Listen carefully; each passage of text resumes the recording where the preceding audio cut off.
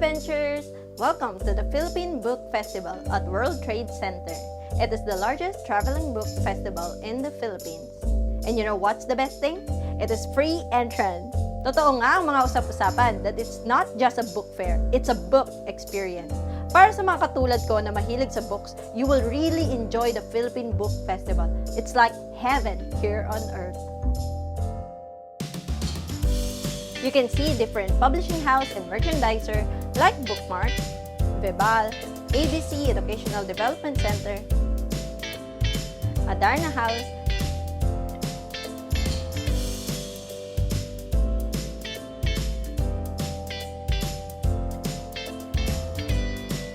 Tambayang Pambata, Rex, Hiyas,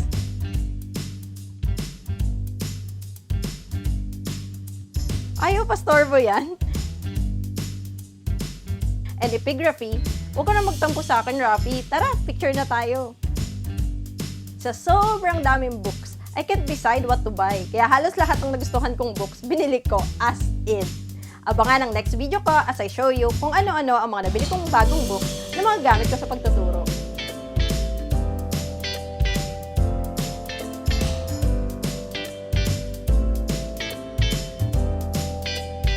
I am able to meet and greet the writer and illustrators of Pista and Araw ng Mga Ina, and they sign my books too.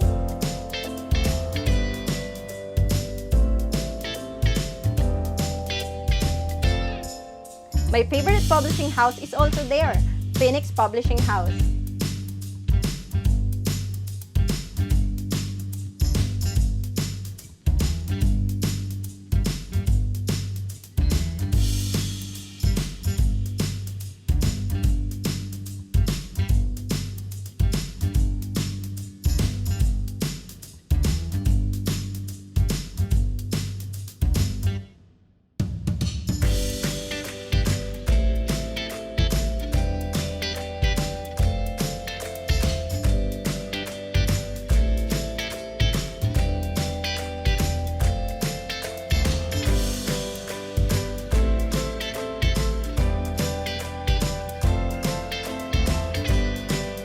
I am able to see the original manuscript of Noli Me Tangere and El Filibusterismo.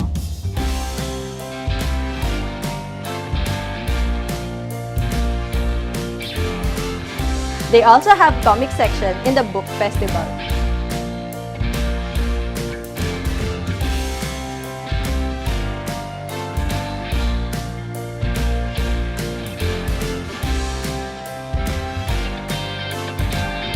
But you know what is the best thing I purchased on the event aside from books? It is my Ska Italong. Welcome to the family! It is indeed a fun and memorable event.